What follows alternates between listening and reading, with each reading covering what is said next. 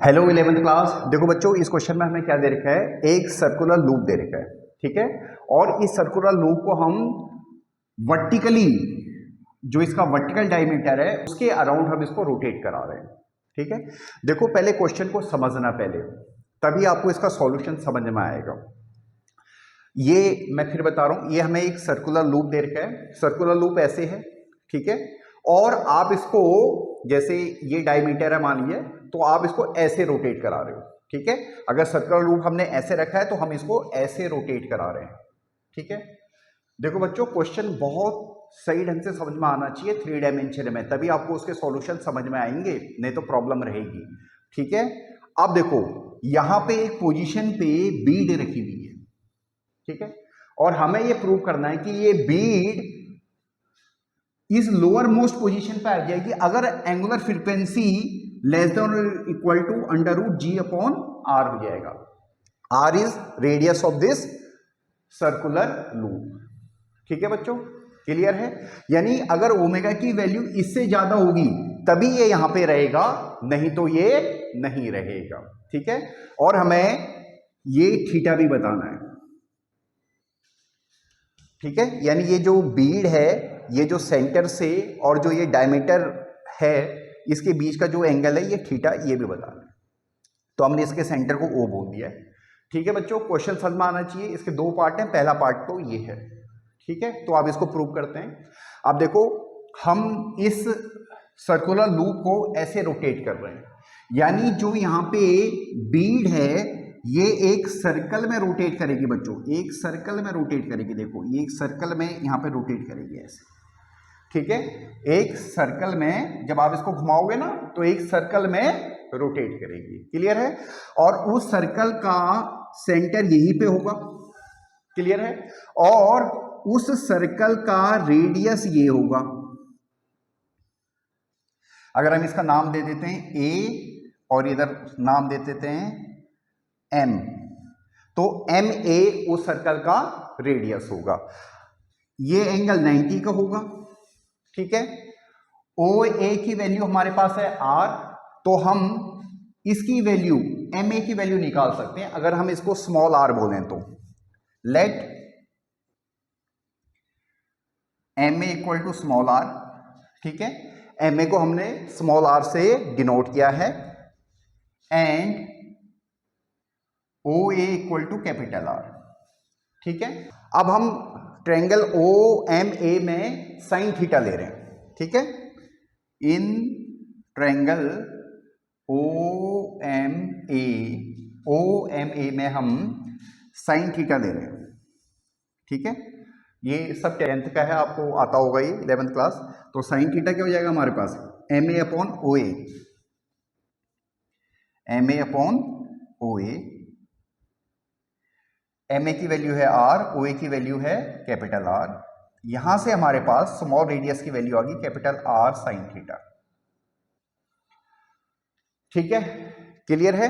तो इस रिलेशन को हम यहां पे लिख देते हैं,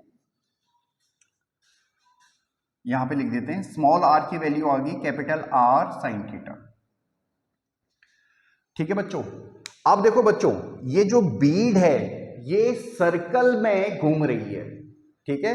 और सर्कल में घूमने के लिए हमें सेंटीपिटल फोर्स चाहिए होता है, और ये सेंटीपिटल फोर्स कितना चाहिए होता है हमें, ये चाहिए होता है हमें m v square upon r, ठीक है।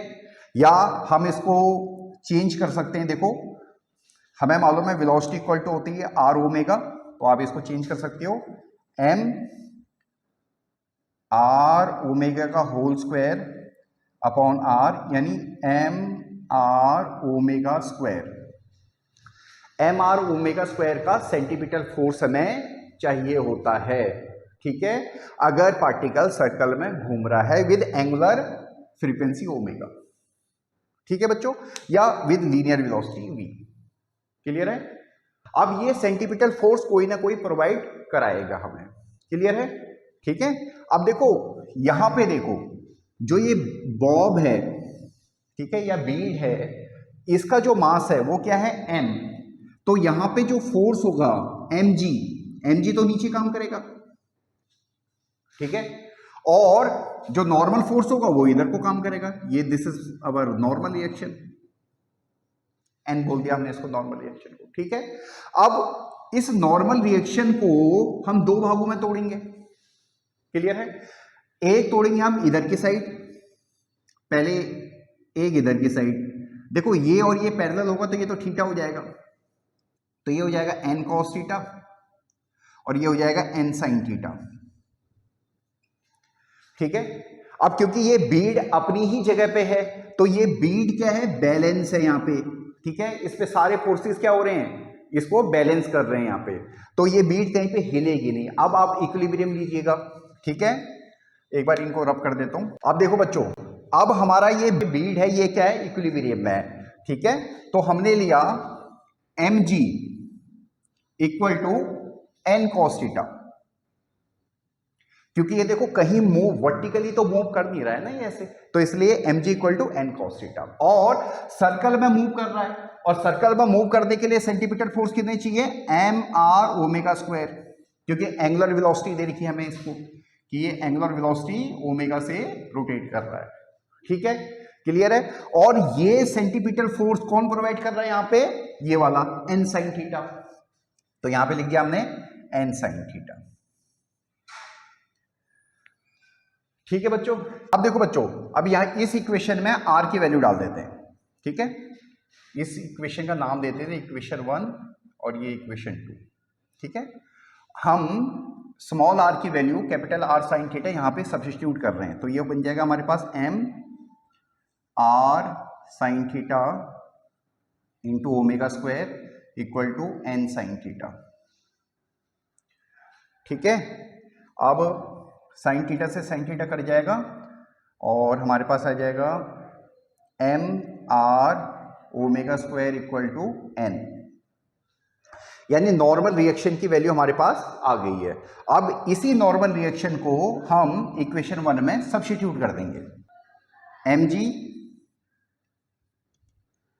M R omega square cos theta, ठीक है। अब एम से एम कट जाएगा, कॉस थीटा की वैल्यू आ जाएगी cos theta equal to g upon r omega square, ठीक है।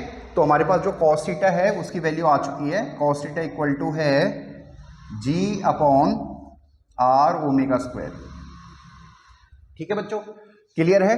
अब देखो बच्चों, हमें कॉस थीटा की रेंज पता है, cos theta magnitude wise less than equal to 1 होता है। इसको रब कर देता हूं, देखो as we know cos theta magnitude wise less than equal to 1 होता है, ठीक है। तो इसका मतलब g upon r omega square भी लेस देन इक्वल टू 1 होगा, क्लियर है। और अगर हम इसको सिंपल करें, उल्टा करें इसको, तो इसका मतलब r omega square upon g greater than equal to 1 होगा, और यहां से हमारे पास ओमेगा की वैल्यू आ गई greater than equal to under root g upon r, ठीक है बच्चों। तो ओमेगा की वैल्यू हमारी greater than equal to under root g upon r आई, किस चीज के लिए, इस बीट को यहां पे रहने के लिए। मगर बच्चों देखो एक चीज बहुत क्लियर करना है मेरे बच्चों, जो भी आपका मैथमेटिकल आ रहा है ये रियलिटी से दूर नहीं होना चाहिए, ठीक है। तो रियलिटी से दूर नहीं हो इसके लिए हम इक्वल टू पे ओमेगा की value under root g upon r पे थीटा की वैल्यू कैलकुलेट करेंगे, ठीक है, कि क्या omega equal to under root g upon r पे थीटा की वैल्यू कितनी है, क्या ये वहां पे रहेगा या नहीं रहेगा, ठीक है। तो ये हमारा सिंपल यहां से आ जाएगा,